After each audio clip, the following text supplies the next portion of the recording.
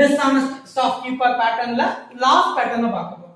A shopkeeper sells his goods at 30% loss and weight 350 grams instead of 380 grams. Find his profit or loss. So என்ன பண்றாரு? அவருடைய பொருளை 30% லாஸ்க்கு முதல்ல செல் பண்றாரு. அப்ப காஸ்ட் பிரைஸ் 100 னா அவர் செல் பண்ணக்கூடிய வேல்யூ எவ்வளவு இருக்கும்? 30% னா 30 rupees. இப்ப 100 ல 30% 30 rupees போயிடுச்சுனா 70. அப்ப 70 rupeesக்கு செல் பண்ணிருப்பார். அப்ப எப்பவுமே இந்த ப்ராப்ளமை பொறுத்த வரைக்கும் SP divided by CP ன்னு எழுதிக்கங்க. செல்லிங் பிரைஸ் எவ்வளவு இருக்கு? 70 divided by காஸ்ட் பிரைஸ் என்ன? 100 into 380 grams பதிலா 350 grams தான் கொடுத்திருக்காரு. சோ அப்போ இந்த 350 grams எது லோவரா இருக்கோ அது கீழே. அப்போ 350 ஹையரா இருக்குது 380 grams வந்து பாத்தீங்கன்னா மேல.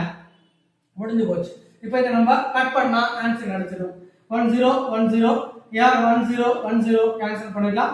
1 7s are 7 5 7s are 35 and then so the answer is மேல 38 இருக்கு divided by கீழ 50 வருது. திரும்ப 2 டேபிள்ல கேன்சல் பண்ணலாம்.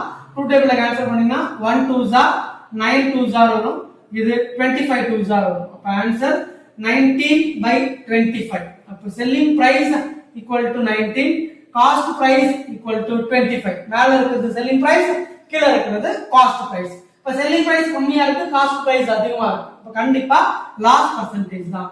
அப்ப லாஸ் பர்சன்டேஜ் என்ன அப்படின்னு பாத்தீங்கன்னா லாஸ் பர்சன்டேஜ் பொறுத்த வரைக்கும் காஸ்ட் பிரைஸ்ல இருந்து செல்லிங் பிரைஸ் சப்ட்ராக்ட் பண்ணணும். அப்ப 25 minus 19 divided by cost price என்ன 25 into percentageன்றதால 100 கேன்சல் பண்ணுங்க. 125 are 425 are.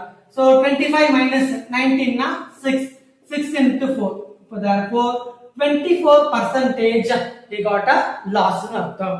So இந்த வீடியோ உங்களுக்கு பிடிச்சிருந்தா லைக் பண்ணுங்க, சப்ஸ்கிரைப் பண்ணுங்க, ஃப்ரெண்ட்ஸ் எல்லாருக்குமே ஷேர் பண்ணுங்க. Thank you.